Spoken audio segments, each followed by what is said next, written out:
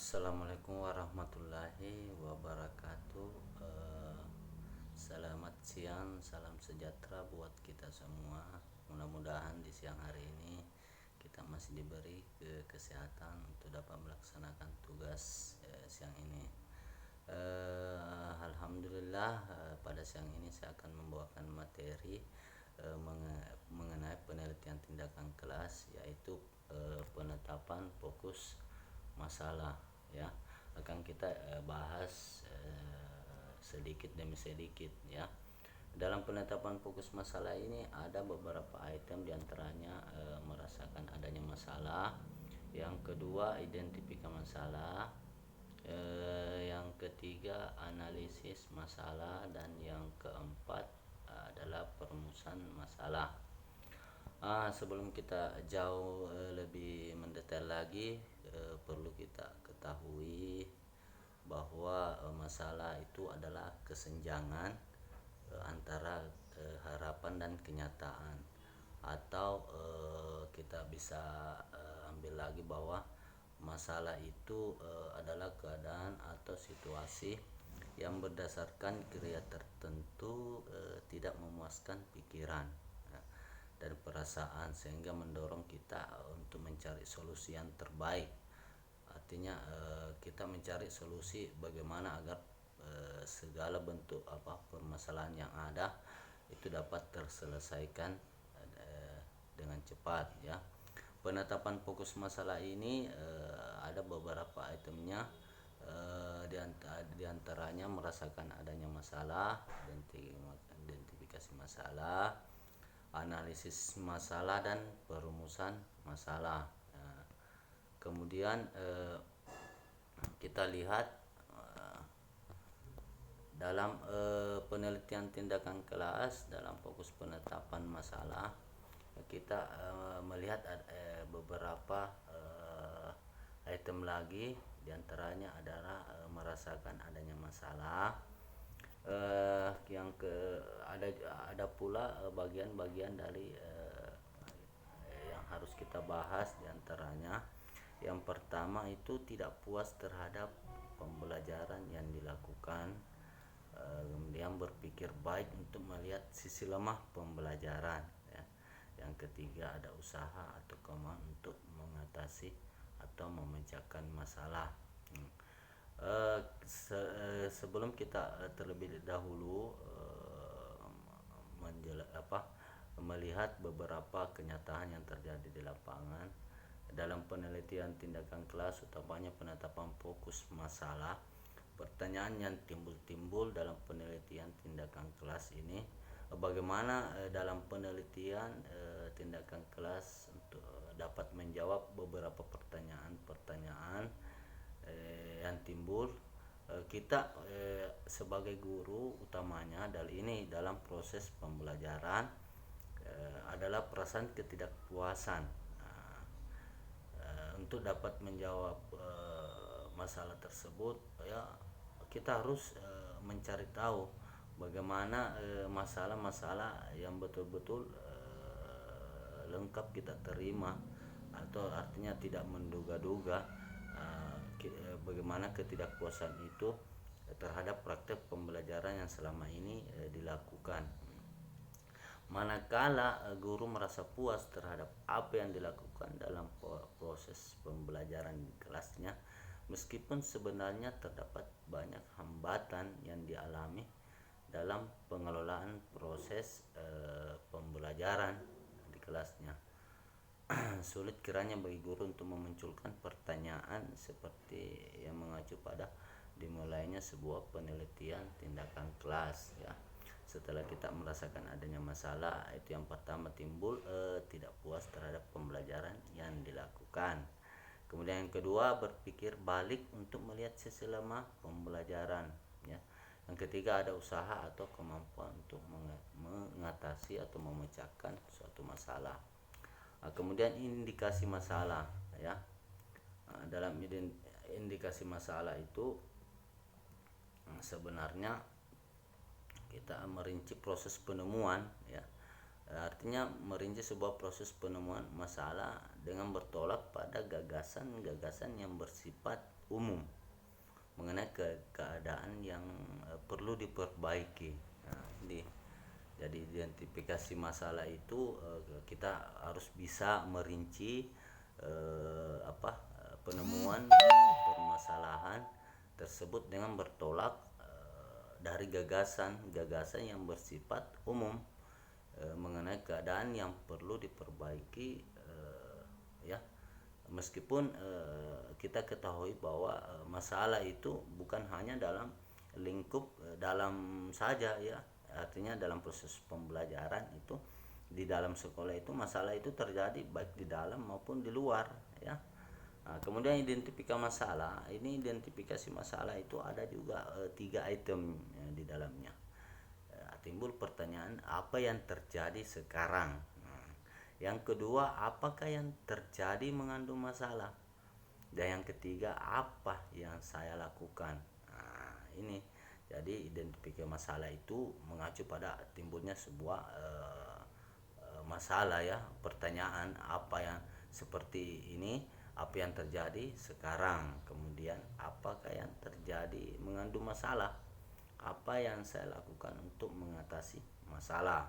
Nah, maksudnya apakah yang sedang terjadi sekarang ini, meski kita berkeinginan untuk memperbaiki. Nah, itu pasti kita berkeinginan untuk memperbaiki, ya.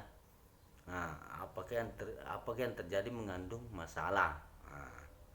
Nah, jadi bila pertanyaan muncul yang seperti ini, maka langkah yang dilanjutkan untuk mengembangkan pertanyaan yang seperti ini, kita berkeinginan yang pertama itu memperbaiki, ya.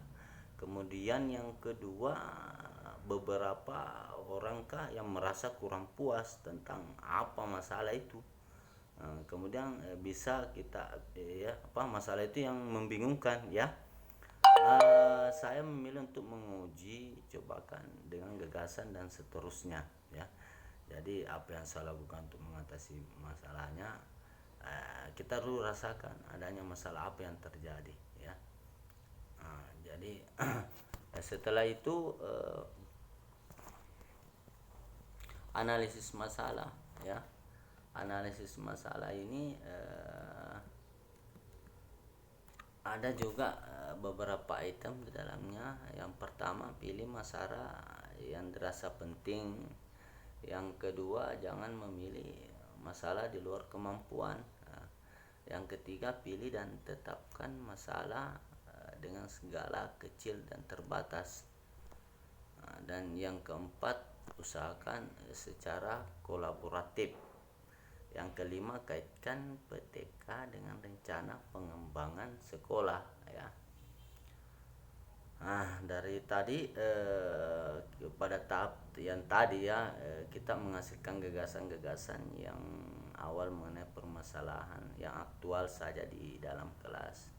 Dengan berangkat dari gagasan-gagasan awal itu, pasti kita harus berbuat sesuatu untuk memperbaiki keadaan dengan menggunakan PTK.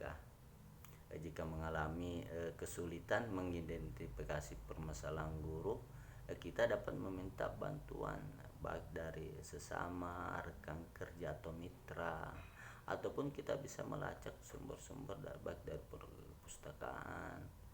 Nah, namun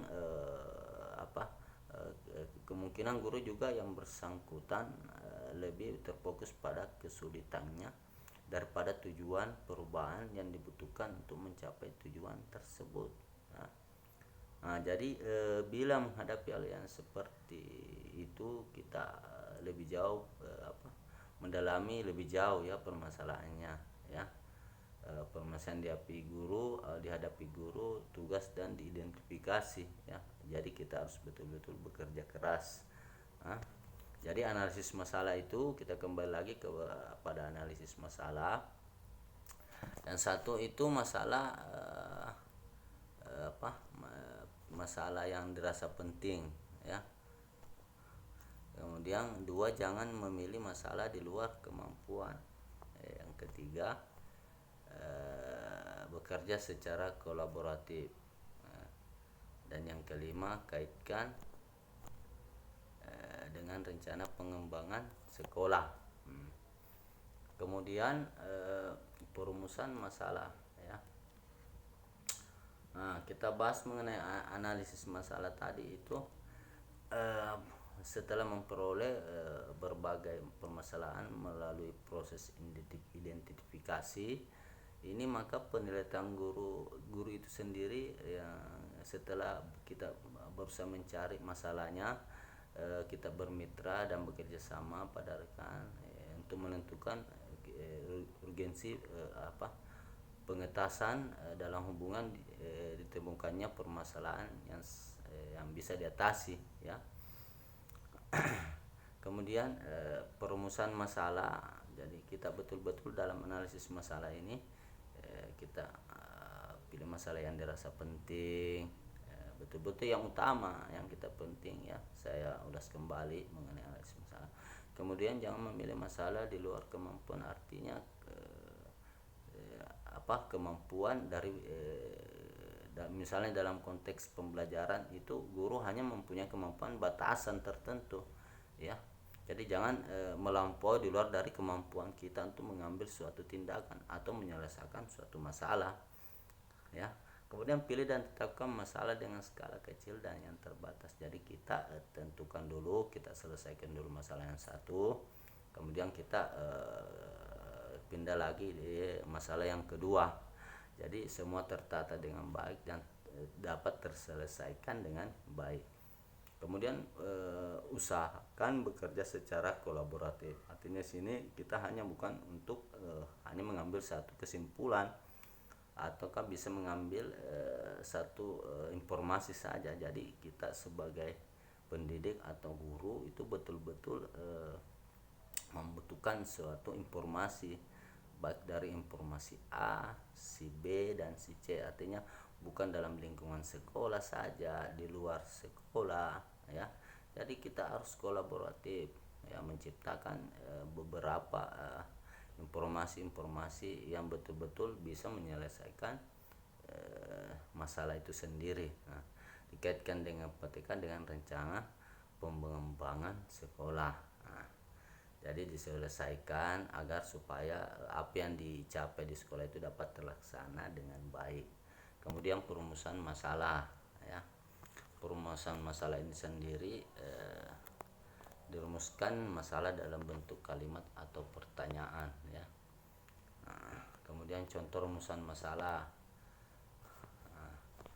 seperti apakah dengan menggunakan media OAP dapat beasiswa pada mata pembelajaran ekonomi ya. Kita ambil contoh lain juga dalam bidang matematika, bagaimana menentukan bilangan dan sebagainya. Nah, ini kita harus betul-betul bisa mengetahui bagaimana kompleksitas atau ketuntasan daya pikir anak, kemampuan anak untuk bisa merumuskan atau bisa menyelesaikan sebuah masalah ya.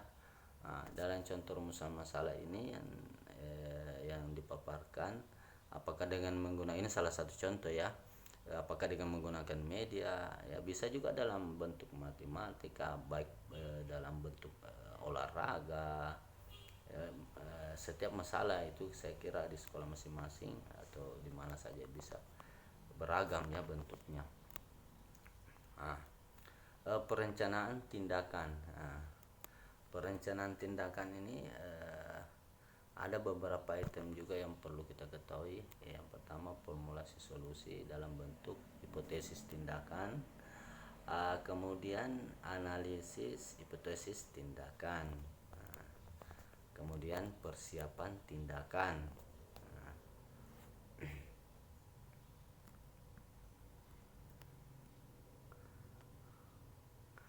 Setelah kita lebih jauh dengan perencanaan tindakan tadi, perumusan masalah itu sendiri ya, saya kembali dari perumusan masalah, saya jelaskan kembali ini ya, contoh rumusan masalah. Kita fokus harus kita fokus permasalahan, bagaimana menganalisis bagian-bagian yang lebih kecil ya, yang bagaimana kita menganalisis bagian-bagian lebih kecil. Selanjutnya kita merumuskan permasalahan secara jelas, spesifik dan operasional ya.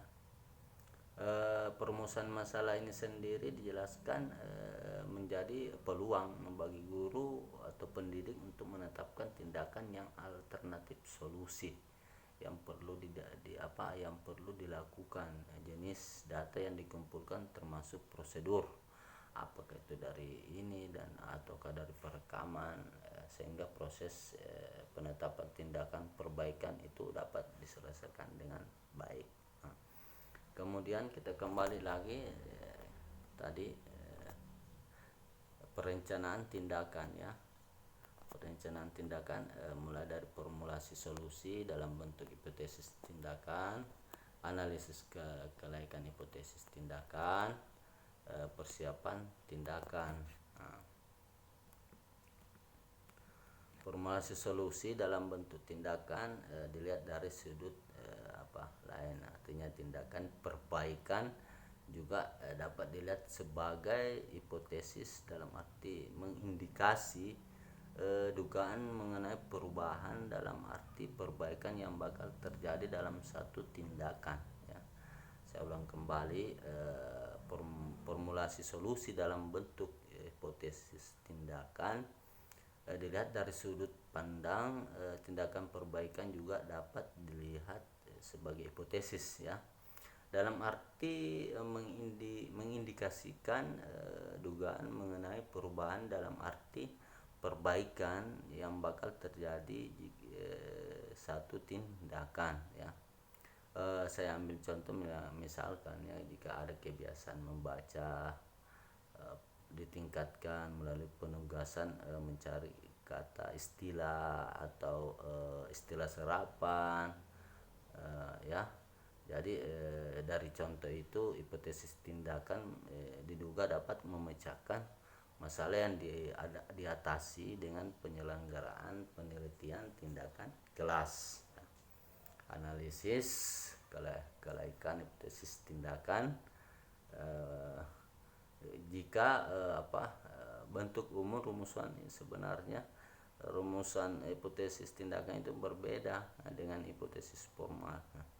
Jika hipotesis penelitian formal itu menyatakan adanya hubungan antara dua variabel ya, dua variabel atau lebih, atau menyatakan adanya perbedaan antara dua kelompok atau lebih ya. Maka hipotesis tindakan tidak mengatakan percaya ya, atau tindakan kita akan merupakan suatu solusi yang dapat memecahkan permasalahan.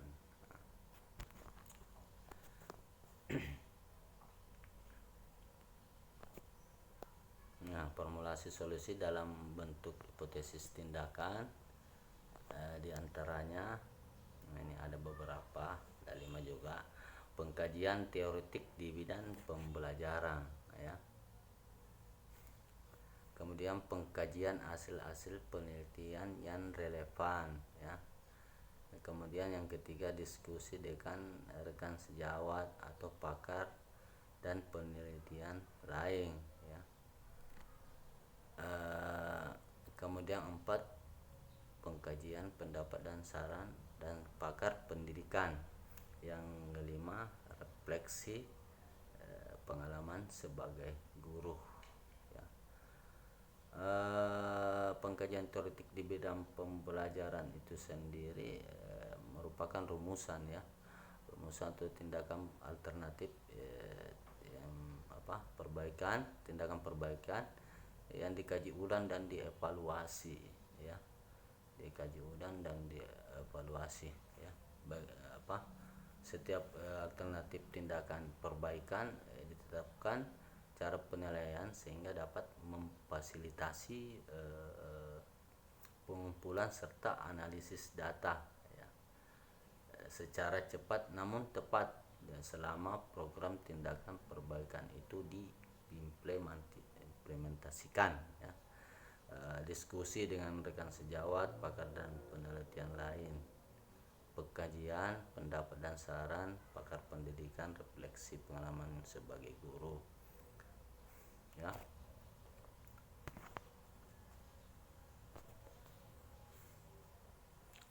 Kemudian contoh rumusan hipotesis tindakan jika digunakan dalam media web dalam pembelajaran ekonomi, maka hasil belajar siswa akan meningkat, bukan hanya pembelajaran ekonomi, baik dalam bidang pembelajaran lain ya. Jadi setiap masalah itu sekiranya kita dapat menyelesaikan dengan baik ya, dengan tujuan pembelajaran baik. Jangan mengambil suatu masalah di luar kemampuan kita sebagai pendidik. Dapat menyimpulkan informasi terlebih dahulu, baik data dan segalanya, sehingga semua masalah itu bisa diselesaikan. Dan masalah itu juga perlu dilakukan dengan kolaboratif, sehingga bisa bekerja sama, bukan hanya dengan guru, pendidik, ataupun dengan teman atau mitra kerja dan sebagainya. Itulah sedikit yang mungkin saya bisa berikan. Semoga apa yang saya berikan ini bisa bermanfaat. Lebih dan kurangnya mohon dimaafkan. Saya akhiri dengan ucapan assalamualaikum warahmatullahi wabarakatuh.